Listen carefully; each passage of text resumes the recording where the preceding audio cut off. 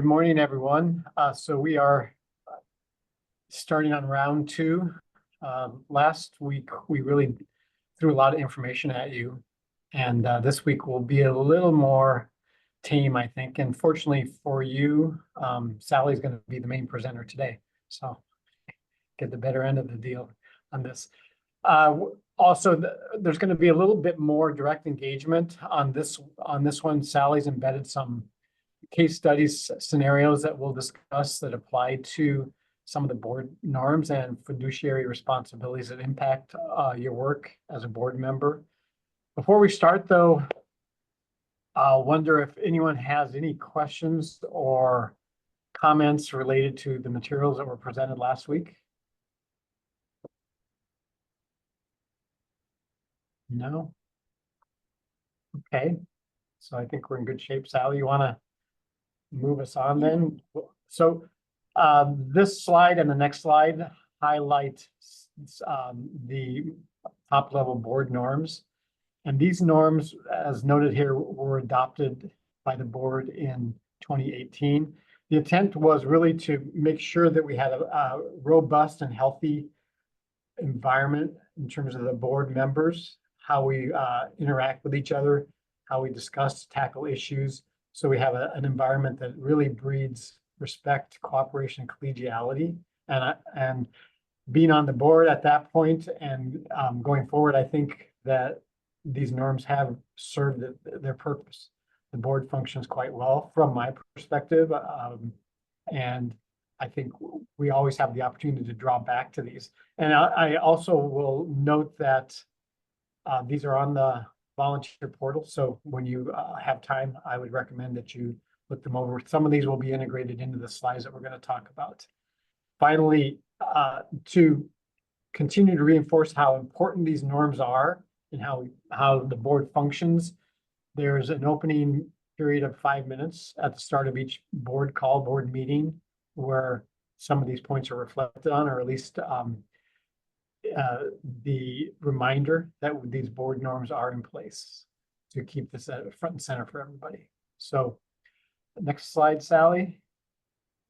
So again, you see at the bottom here where you can access these through the volunteer portal, member clicks, and board duties and norms is the URL on that one. And we're going to discuss many of these norms in next Monday's session for you in more detail. So with that, Sally, I'll turn it over to you. Get started. Okay. And so first off, I will just note that I am not the most creative person in the world. So these are cheesy, but just bear with me, and they're just here to illustrate some things. And I know some of, especially the board norm stuff, seem common sense, but they are so important to reinforce how we hope that everybody in a board meeting is comporting themselves, and it just makes everything work better, more efficiently when we are abiding by these norms. So the first question is just Sarah votes in opposition to a policy statement that the board just approved. Sarah tells her friends in her home society that fellow board member Brad passionately advocated in favor of the statement. So do you think Sarah is abiding by the board norms there? Why or why not?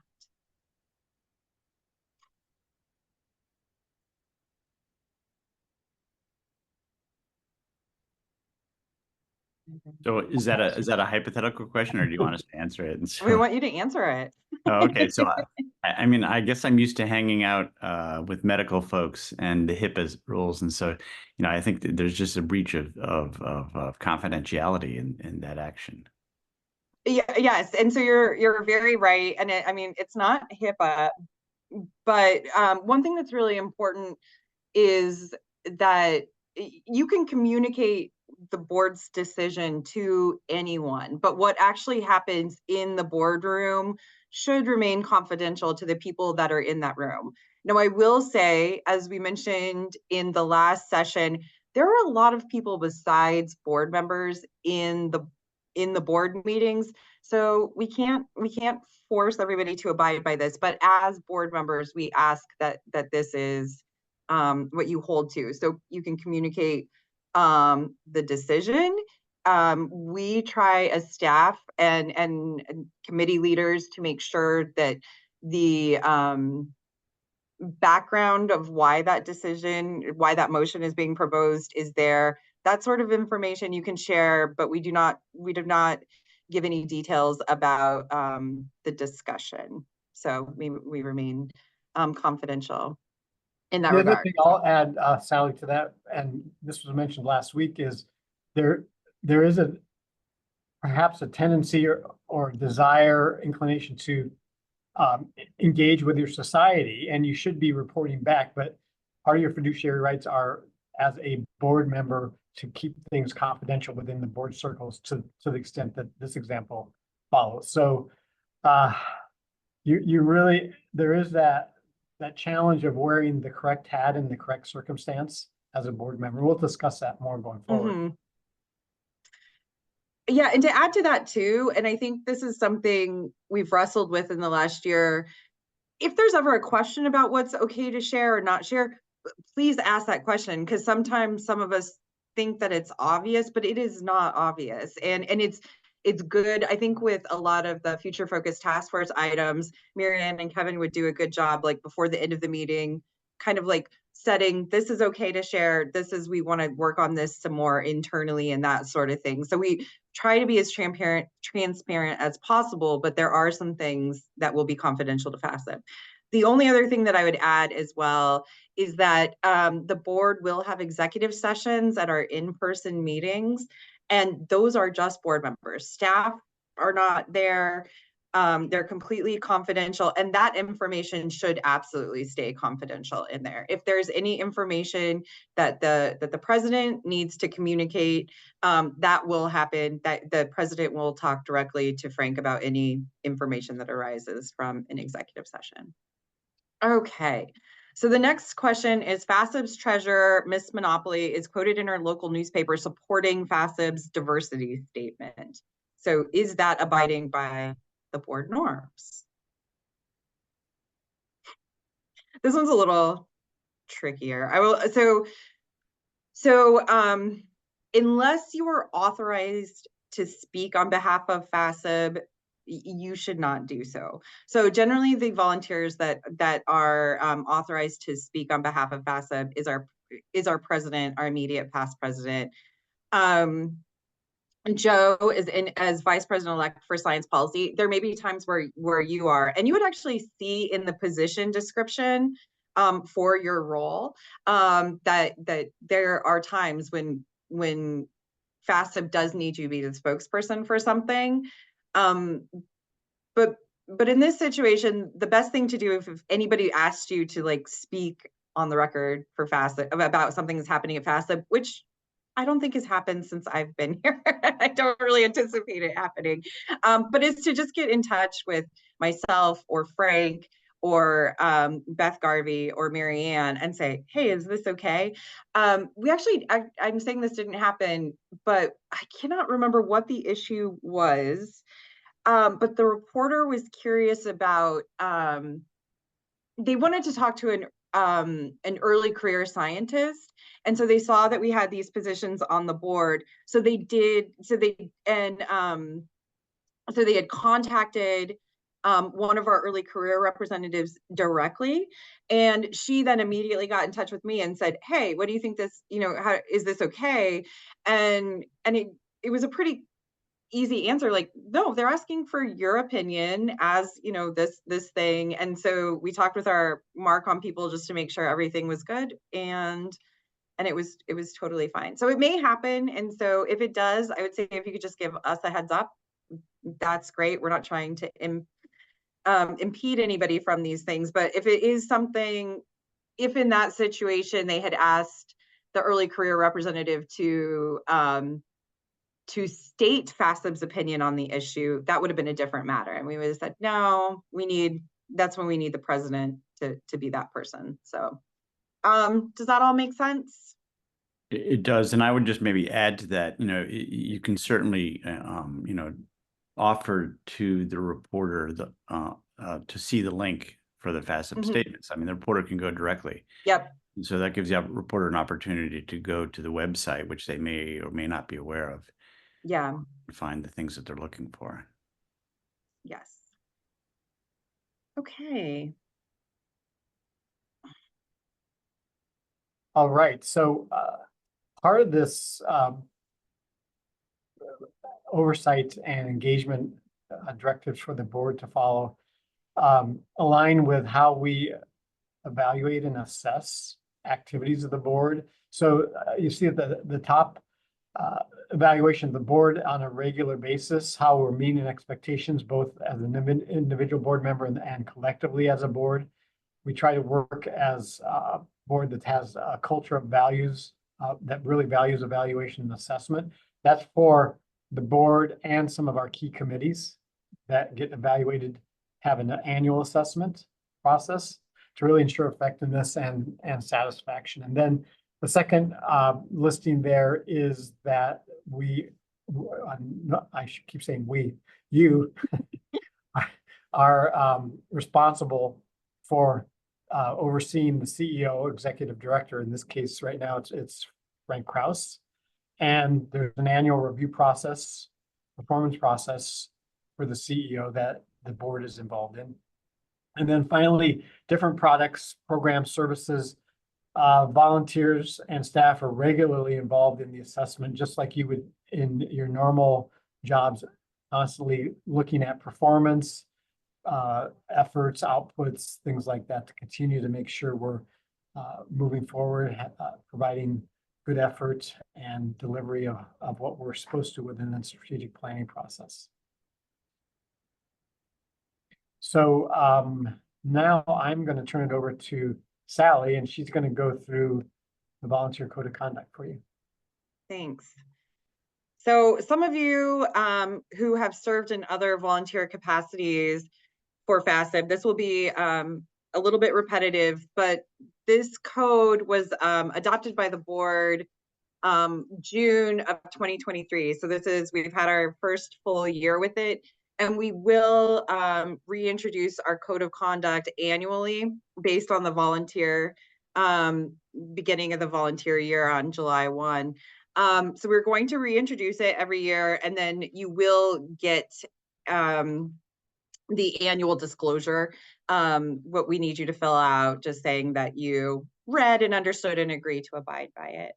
But for everybody, for the new folks and the people who have been around for a little while, you can find the full code under the values and policies on our volunteer portal. And just some background where it came from is it is based on a model created by the Society's Consortium in Sexual Harassment in STEM, which is FASEB was one of the founding members of that group, and they really came together to put forth model policies and things like this that would make sure that societies are safe places for everyone. So we're not going to go through it all in detail, but when you do read it, you will notice that the language is meant to be aspirational rather than outlining prohibited behavior. So we say things like, we strive for honesty in the conduct and attribution of our work rather than saying don't plagiarize. So the only other thing I would note here is this little asterisk under applies to all FASEB volunteers in FASEB associated activities.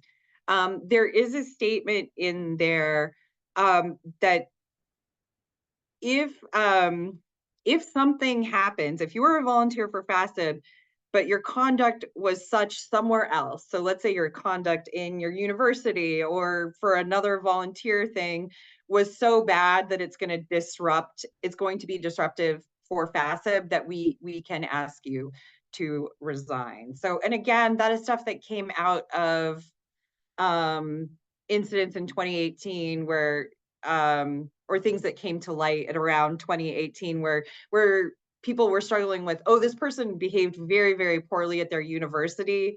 Are they still a fellow for my society? That sort of thing.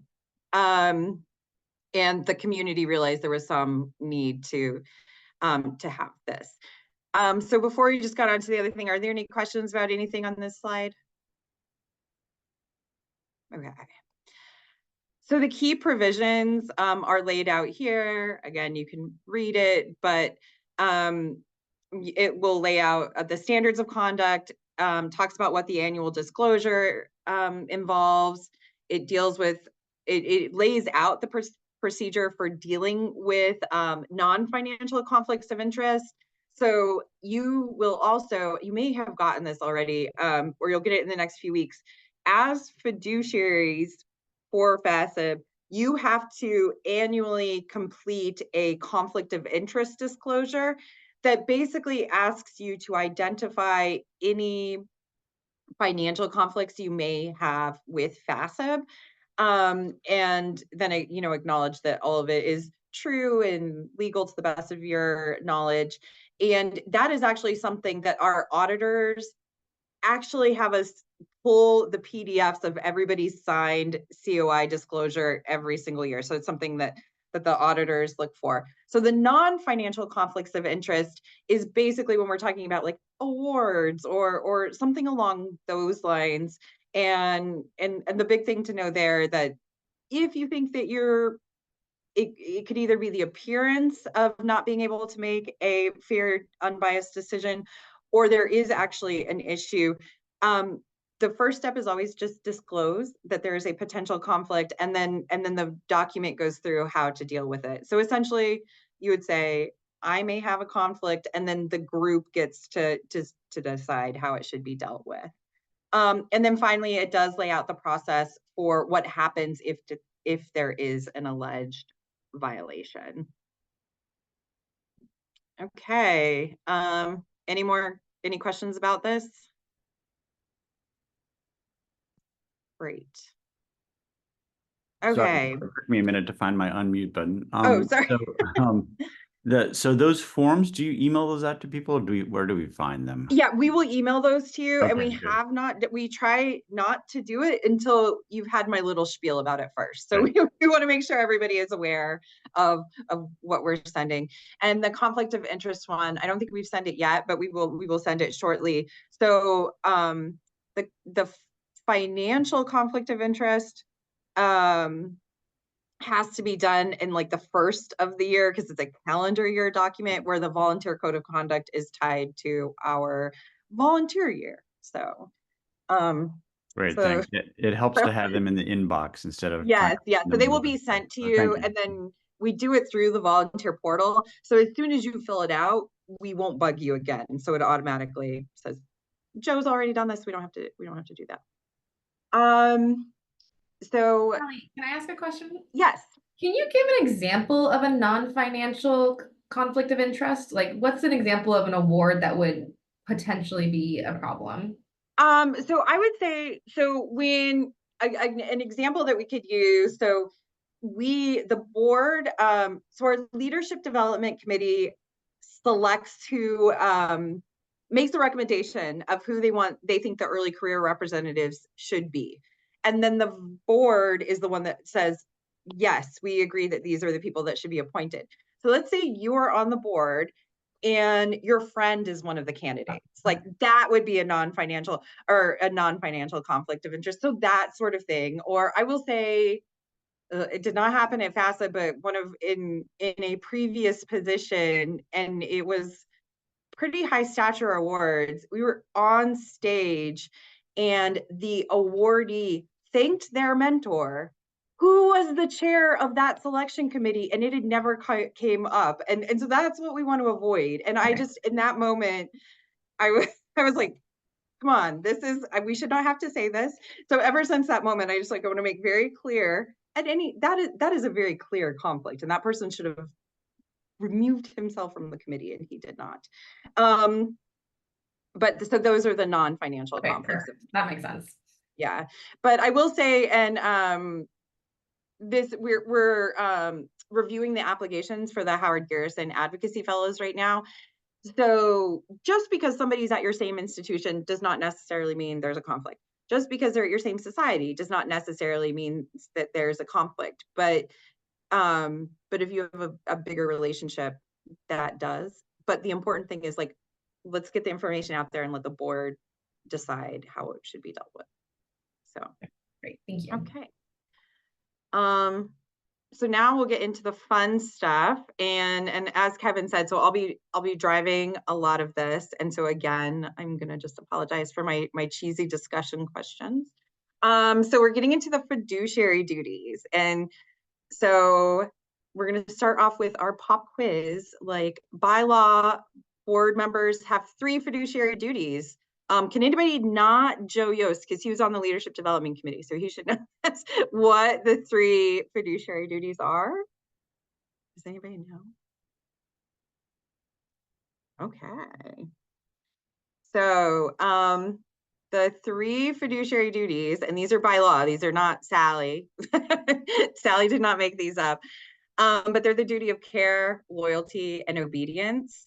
And I put this in here now because on one of our board assessments, somebody said they really hated this language. So the term fiduciary, it just comes from the Latin. That means faith or trust.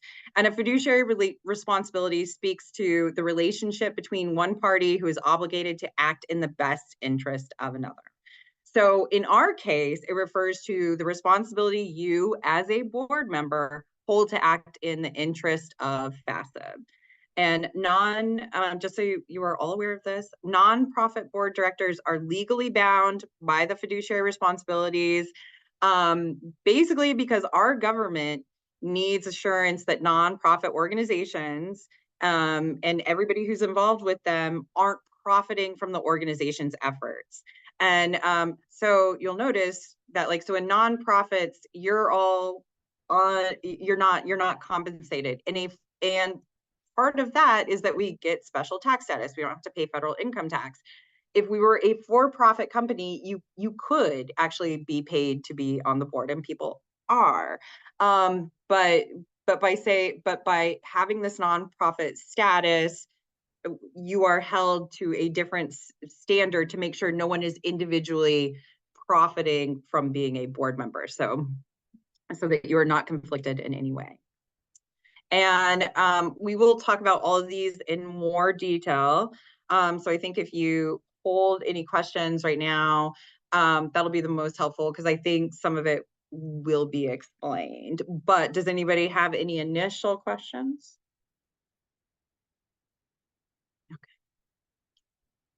So just as a reminder, and we saw this slide last week, we'll see it again next week, but these are the things that board members are responsible for. So, and board members are essentially stewards of FASEB's assets. So that can be anything from, like, if we have physical property to what's in the bank, all of those sorts of things. And those things are not trivial. They're very, very important. And the fiduciary duties define what the legal requirements are to make sure that FASEB is well managed and financially sound. So the discussion question is, can you elect to not hold fiduciary duty, and then that just absolves you from anything? Can you elect to do that? The answer is no. Actually, the answer is yes, but then you have to resign from you have to resign from the board. Exactly. Yes. So yeah, thank you, Joe. That is a very good point. So if you remain a member of the board, you're bound to these fiduciary duties. And Frank is not here, but I actually have a note in the presentation slide that so by being a fiduciary of an organization, that does mean that you are liable for decisions that are made. So if Frank was here, he would talk about, we do have insurance that covers all of our board members and officers. So it's directors and officers insurance. And so basically that says, if somebody decides to sue anybody on the board because of a decision the board made, the insurance will cover them, unless you were not abiding by the fiduciary duties. So again, the fiduciary duties are incredibly responsible, and what the judge or whatever would basically ask for, were these duties followed in the decision-making process? If yes, yeah, fine, everybody's fine. But if no, that is when there's big problems. But I will say too, there are very rarely big problems, but it's important to recognize that you do have real responsibilities. And I think serving on boards is fun. It's a great way to network. It's a great way to do a lot of things, but there are real risks if things are mismanaged. So Kevin, I see your name on this one, but I'll just keep going if that's okay with you. Yes, please. Okay. So we're going to now go through each of the 3 fiduciary duties in detail, and we'll start with the duty of care. And as you can see from this slide, the duty of care really involves active engagement and making informed decisions. And so this is where it's like, this is Sally saying this, but this is also legally saying it. An informed decision can only be made if you're reviewing the agenda and the background materials and you engage in the robust discussion that happens at the board meeting. So, so when I ask you to please read your materials, it's not just because staff took a lot of time putting them together, but you really are not abiding by the duty of care if you do not read those materials and come prepared to talk. I would also say that in the age of Zoom, we know everybody's multitasking. We know there's a lot going on.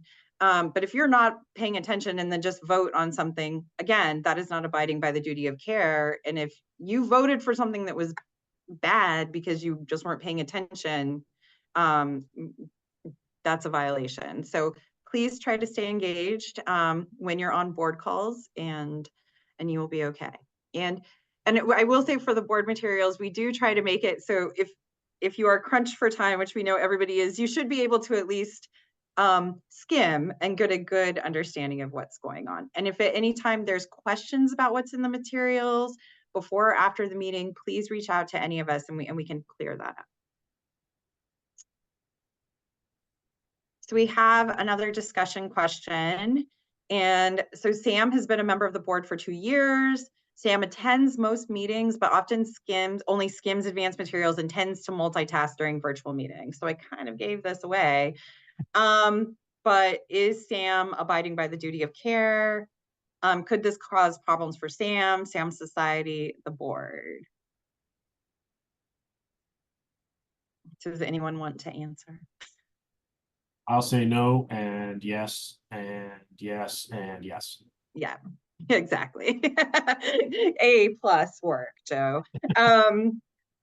Yeah, so it just, and I will say that, and again, I know Kevin and I are saying this a lot, and we're going to talk about this more on Monday, that it is a tricky board because you are representatives of your society, but you're fiduciary for FASEB. But I have seen board members that aren't really engaged, and then their society will come to staff or to the presidents and not really know what's going on, and we realize, oh, well, the board member isn't keeping them, the board member obviously wasn't paying attention, and so they're giving bad information or just didn't know. So there's a lot there, and it is in your best interest and everybody's best interest to pay attention and please read the materials.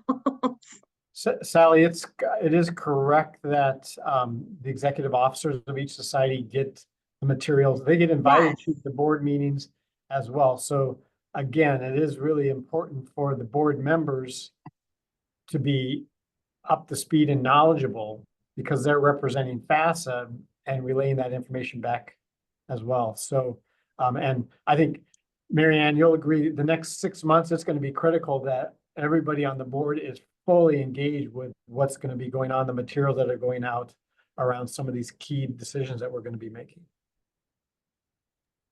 Mary Ann? Yeah, I would just clarify that even though the executive officers of the societies are invited to attend the board meetings, they are not participants at the board meeting, right? So they do not vote. They do not generally join in the discussion. It's really the board member who represents the interests of the societies and bringing those interests forward in questions during the discussions. So I just want to clarify, even though they're there and they get the information, they're not part of the robust discussion that Sally's been talking about. Yeah, And wouldn't you estimate, at least over the last several months, it's increased the number of attendees, but generally could be 3 or 4 or 5, and it's usually the same EOs that are in Yeah. attendance. yes, So I think that's most of the societies aren't having their EOs attend, which mm-mm. is unfortunate. Yeah, it's unfortunate, but it does I'm not saying this correctly, but it does add an additional burden on the board members to really be FASEB's conduit back to your home society. So it is really critically important in that respect.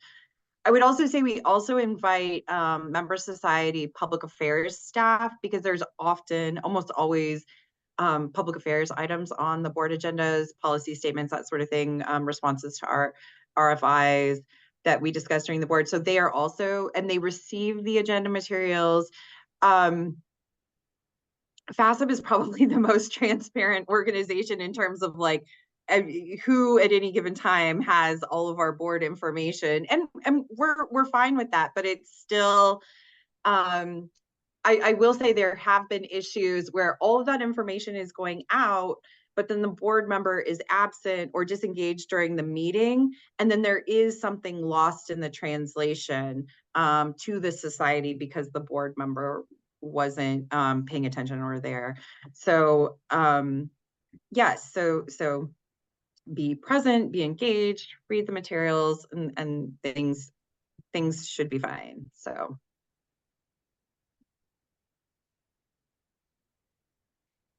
I have a question Yeah. on that. Sorry, I couldn't find my hand raising mechanism. no, that's okay. So, are we confident, and this is probably too open of a question, that the societies have a structure that they're very receptive of the board reps reporting back to the societies? I mean, do the board reps show up to the societies board meetings on a regular basis? Some do and some don't. Yeah.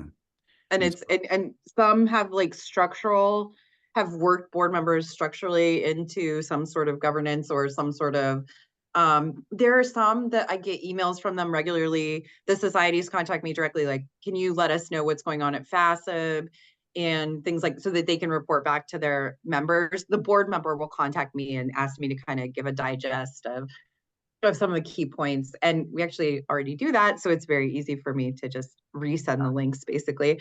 But yeah, it just really depends on the society.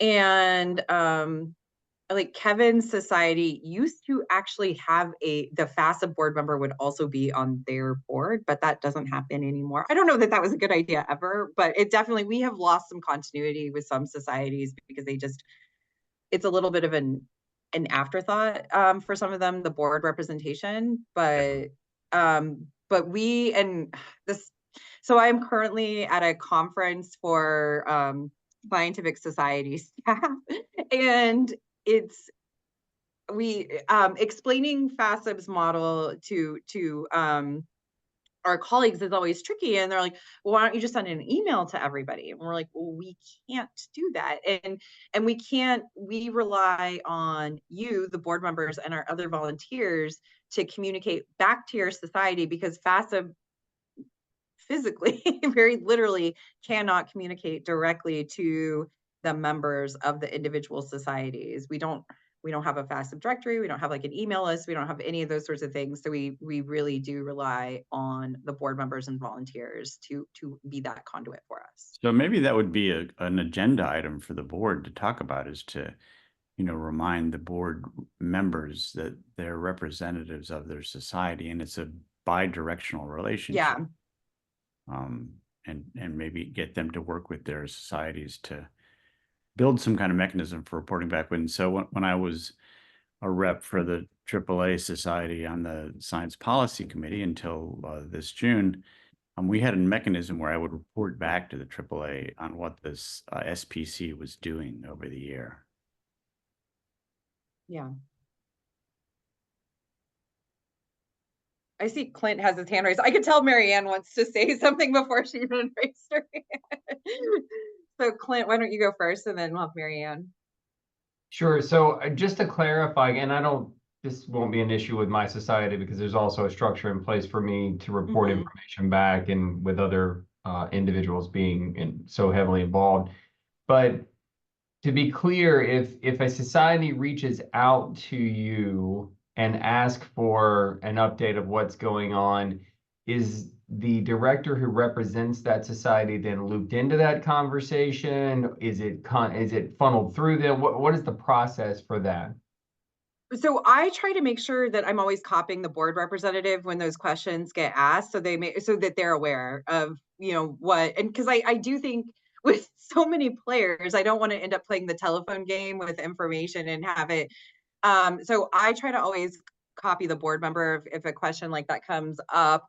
And so we're actually going to be sending it next week. So we do a quarterly newsletter and again, we can only send to our volunteers. We can't send it directly to the members of your society, which we put together to highlight those things that FASEB does or has done in the last quarter that should have some benefit to the individual members of your society.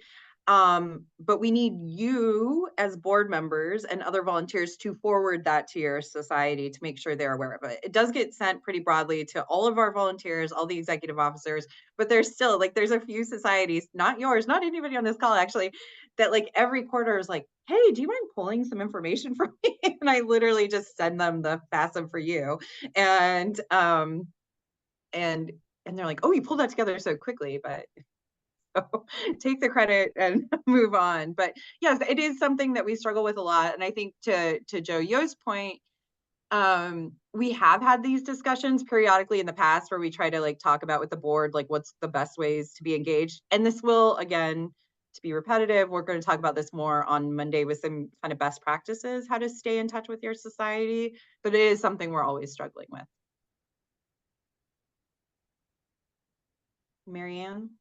Yeah, so I don't have too much more to add other than, as Kevin alluded to, the next 6 months are going to be really critical for as much transparency and open communication as possible as we grapple with some of the working groups and some of the future efforts that we'll be making to get FASEB as well as member societies opportunities to get on more sound financial footing. So if you have any doubt at all, even if you do have conduits to your society to communicate what you do on what you have seen on the board and what we've been doing on the board, we bring it up during the board meetings. We do this all the time. So this has been a topic of discussion that has been discussed at length over and over again. And I think the more we talk about it, the better it is in terms of finding ways to communicate. But if you're concerned about it at all, you can always bring it up at a board meeting. It doesn't have to be an agenda. Absolutely. Yeah. Okay. So the next duty is our duty of loyalty. And this is tricky for FASEB, and we kind of are already talking about it with some of the other things. But the duty of loyalty, and again, this is the law's language, Sally did not make this up. But it requires the director to give undivided allegiance to FASEB without regard for personal interest, business interest, or the interest of any other region or organization. So that includes your home society, which is really very, very hard. And again, we're going to talk about this more, kind of works through some scenarios next week on these issues. But it is incredibly important. And by law, as soon as you are appointed to the FASEB board and you accept that position, you agree to become a fiduciary and act in FASEB's best interest. So as we've alluded to, and again, we'll talk about this more, your experience in your home society, your perspective, that is all critically important. And we need that feedback and understanding. But when it's time to take a vote, the vote needs to be in what you believe is in the best interest for So another item here, I don't think this really comes up so much in our stuff, but a breach of this duty would be if there's something you learned during a board meeting and then you use that in your own or somebody else's best interest. So that comes up much more in other associations where they have to deal with antitrust issues and those sorts of things. But I think with everything that's happening in the next 6 months, some of these things may come up that we really haven't seen very much in the past. So yes, the rest of my notes are just, again, repeating, we will talk about this in much more detail. And I think it is like, as I think we've all tried to reiterate today too, if at any point there's a question about something, please feel free to ask. And I guarantee if you have the question, somebody else does too. And it is tricky. And sometimes people will email me a question and I don't instantly know the answer. I have to kind of think through how is this working? What is in FASEB's interest? What's in the societies, these things. So it is, honestly, it's tricky, but we're all here to support each other and make sure we're doing the right thing. So the big part of this, and we talked about this a little bit again, is the big duty of loyalty. Takeaway is conflicts of interest. So I feel like I'm repeating myself a lot, but is you have to give your undivided allegiance to FASEB. And oh, I think I just copied the notes for the same one, so that is why. So but the conflict of interest policy that I talked about earlier provides the process for handling any potential conflicts of interest. And we will have the disclosure, as I mentioned before, that we will have all of you sign. You'll sign it now as you're coming onto the board, which will be your 2024 disclosure. And then you will have to sign it again January, early February 2025. So the policy does not, it's not meant to avoid or prevent all possible conflict of interest. That's just not possible. That's not realistic anywhere. But it just gives us the framework for how to deal with them when they arise. And Marianne and I had an issue a couple months ago where something, and Marianne and I had to have the conversation, like, well, let's think through how this would play out. And she and I had to go through the steps, and we're like, okay, so this is obviously it would end up obviously being a conflict. And also it would take a lot of time if we proceeded in this fashion to even have the board deal with it. So again, if at any point you're concerned about something, let me or Frank or one of the officers know. And if we can deal with it before the board meeting, all the better. But sometimes it may be something that the board does need to talk about. And that is why you're here, and that's okay. So any questions about conflicts of interest, duty of loyalty?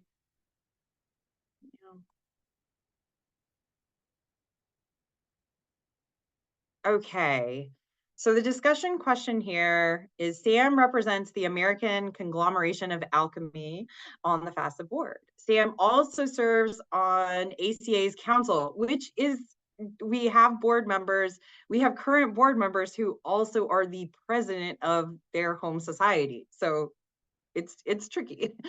The FASEB board has performed a market analysis and now proposes raising membership dues by 10%. How do you think Sam should vote and why? And what information do you think should influence Sam's vote?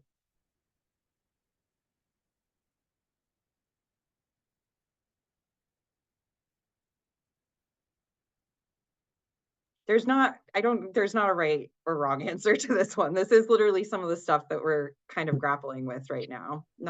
Sam should vote according to what he or she thinks is the right vote to make for FASEB. And that's what should influence his vote in this situation, or her vote. Yes. And I would say, and Marianne and Kevin can jump in here as well too.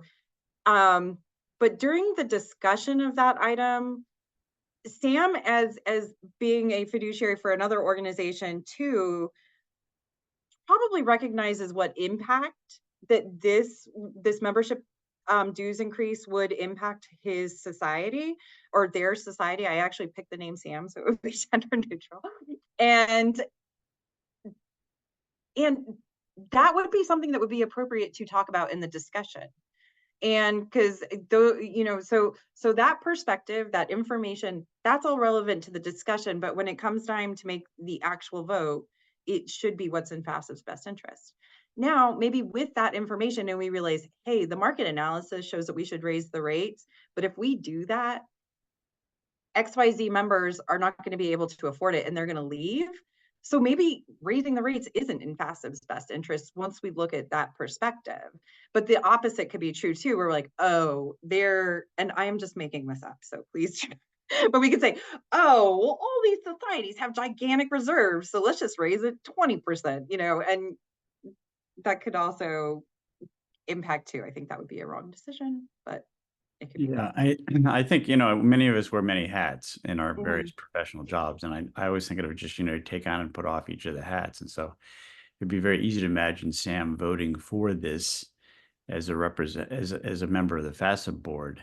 And when he goes back to the ACA, voting against it, you know, yeah, now put different hats on. So exactly. Yes, they, I know. We're all trying. Okay, so the next discussion question is, we have Claire, who is also a consultant to a scientific publisher, as well as being on FASEB's board. FASEB's considering signing a substantial contract with that publisher. What should Claire do?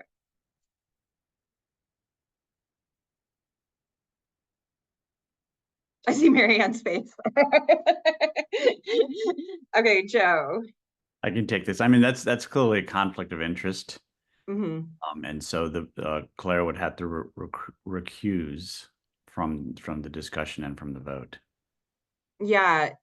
And what I like in a perfect governance scenario, what I would have liked to see happen is that Claire, well, hopefully somebody would already know that Claire had this relationship, and we would say, hey, Claire, we recognize we're going to have this vote. Do you mind recusing yourself? And basically the alternative would be like, if she did not want to recuse herself, then the board would talk about it and decide probably to have Claire leave the room. But just again, going back to the disclosure of the potential conflict, that is 90% of the problem solved once we get the disclosure. It's the lack of disclosure is where big problems happen. So we did have somebody on the board, one of our early career representatives who was an employee for Research America, and FASEB does do some things with Research America. They send some people to our science policy advocacy course. And so she and I, like when she was first seated, we talked about it, and I was like, what you need to do is you need to write that on your disclosure form, because there's a space for any potential ones. But in reality, the board never made a decision at that time. And as long as I've been here, has never made a decision about Research America. So everything was fine, but having that information on her form was helpful. And if at any point somebody would have questioned everything, that's the documentation that lawyers and everybody would look for. So I hope that makes sense. Okay. So finally, we get to the duty of obedience. And this basically means that we follow our own rules, we follow the law. Again, not my word. There was someone in one of our board assessments previously that had a little bit of a diatribe about the word obedience applied to board members. So I feel like I have to state that it is not my word. So this is where you can get in real trouble if FASEB votes for something and it's something that's clearly against our bylaws, or we have a policy about something and then we just do something completely counter to that, that's when you do get in real legal trouble. And this is something that, like, not in FASEB, but in there, was a situation where the organization had a gift agreement policies that said, when we accept a gift, we're not going to name something after somebody. And it was so much money that they're like, just don't worry about it. And then guess what? It became a really big problem. So if you have a policy and the policy is wrong, or you think the policy should be changed, and we're going to talk about that in this slide, we have flexibility within our structure to deal with some of those things. But if the policy is there, we do need to follow it. And again, those are the things that, like, a lawyer or a judge would want to know, like, what's in your bylaws, what policies did the organization have, it, were you following the law? So these are all the things that come under the duty of obedience. So this graphic illustrates the documents that really guide our work. So the bylaws are the top thing, and our bylaws are they're very broad, and they are intentionally so because the bylaws are the hardest thing, and by nature they should be hard to change. And so right below that we have our committee charters, which really do guide a ton of the work, since we do have so much work at FASEB that happens through our committees.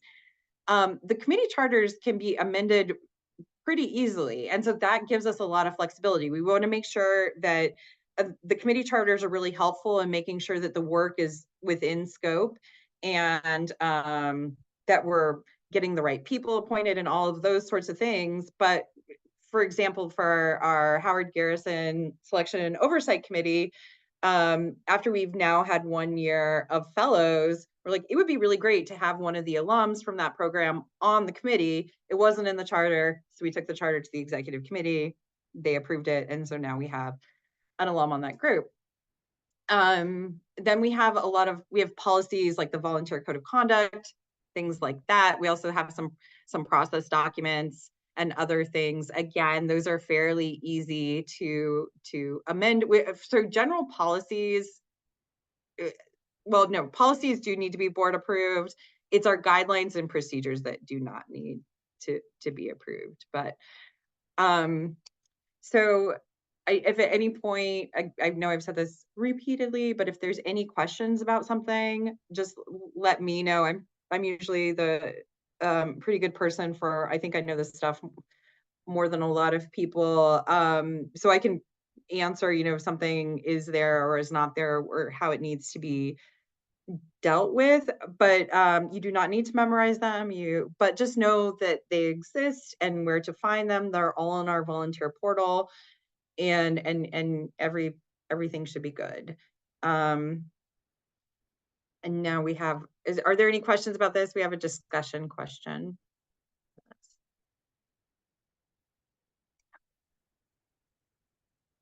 So this is kind of how this stuff kind of comes into play. So so the scenario is that it's Monday. Our president is going to be out of the country next week and completely unavailable. Another society has offered to enter into a potentially lucrative memorandum of understanding. I have no idea what that would have been, but I needed to make it something up. But it has to be signed before next Friday. The bylaws allow that special meetings may be called by the president, but that board members must receive an agenda at least 3 days before the meeting. So should Charlie call a special meeting before they go on vacation?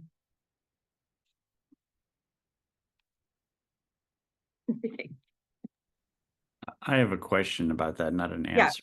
And I apologize, I haven't read all the bylaws carefully apparently, but isn't there a second person that can step in the absence of a president, like a vice, like a I don't know what it would be called, but Yes, there's a vice chair. Yeah, so we have a line of succession. So you're right. So that is one option. But in here, so I was trying to get a workaround for that, Joe, is that it has to be signed before Friday. So right. So that's the issue.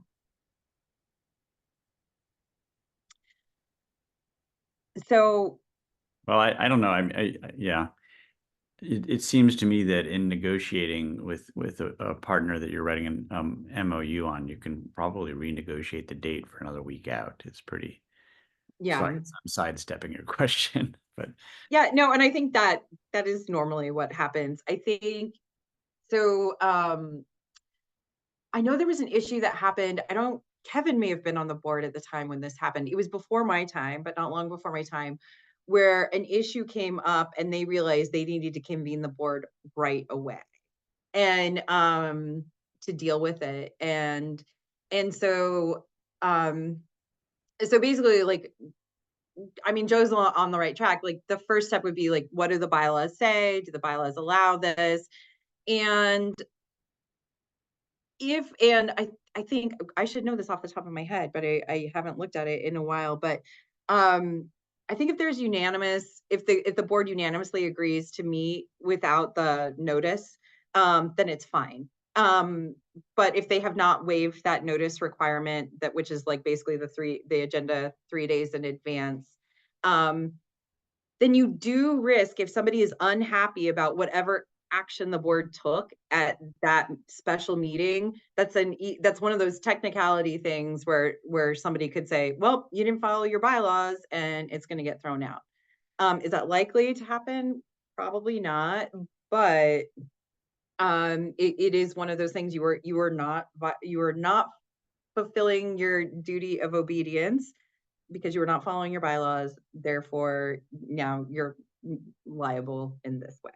So does that make sense? I was trying to illustrate there. I know it's a little, yeah. Okay. So the board duties in action, and this is actually, we have at every board meeting, every in-person board meeting, we have our strategic plan at our seats. And then on the flip side of that, we have the board norms that we started this meeting off listed there, and then the fiduciary duties. And this is kind of the preamble to our fiduciary duties. So, and it's just a way to kind of remind us, like, what does it look like when we're abiding by the fiduciary duties at a FASEB board meeting? So it means that we're supporting FASEB's mission and purpose. We're abiding by our bylaws and policies. We are preparing, attending, and participating in board meetings and other related activities. We ensure that the financial and business affairs of FASEB are managed in a responsible manner, and we act in good faith and the best interests of FASEB and its membership.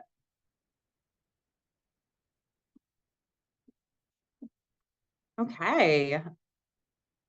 So are there any questions before we adjourn? Oh, it's 11:59. So thank you all for your participation today.